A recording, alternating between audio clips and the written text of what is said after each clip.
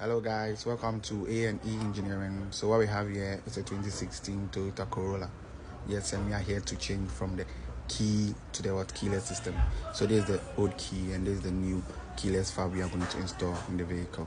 So this is how the process goes. We just take out certain parts of the vehicle and start installing the device. Yes, so this is the push start. We are going to fix that one under the cover, and that's it. We need it. If I'm running, trying to mama simple. Simple. But to me, I start a car no abonting. I no cry flex. So what I say, and to say na, every year.